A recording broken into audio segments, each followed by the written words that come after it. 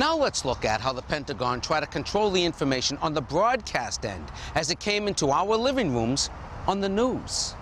How to sell a war. Step 2. Control the news at the output.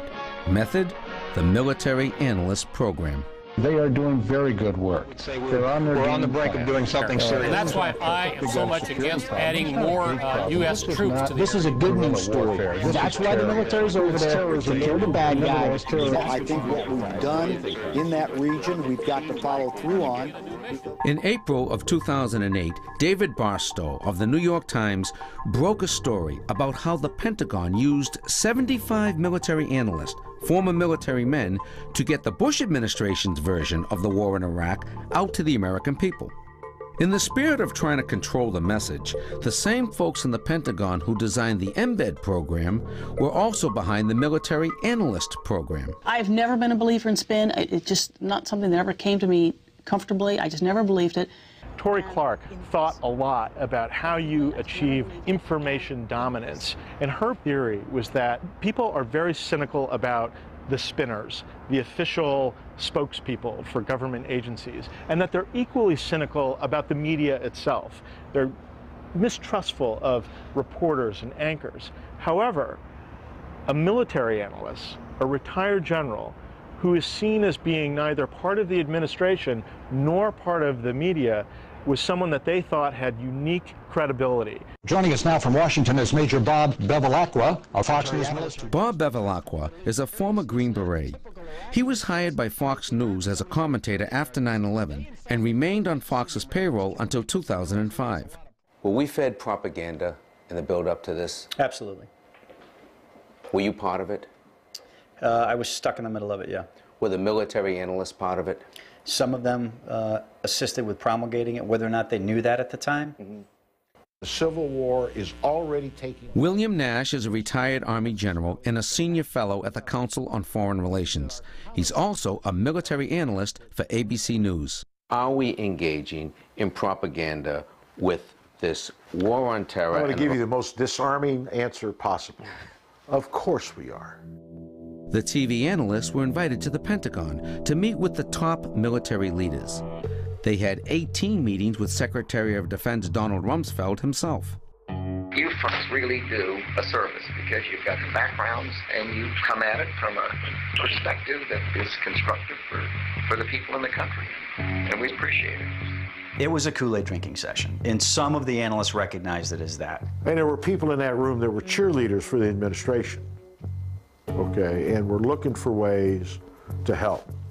I was probably at 3 or 4 meetings, and they had a folder with talking points. And So this would come down from the administration to the analysts, a series of talking points.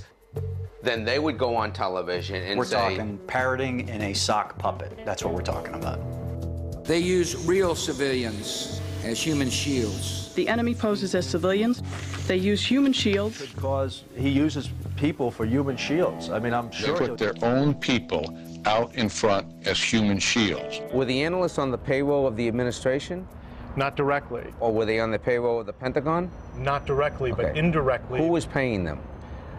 Many of these men Yeah. are in the business of obtaining defense contracts.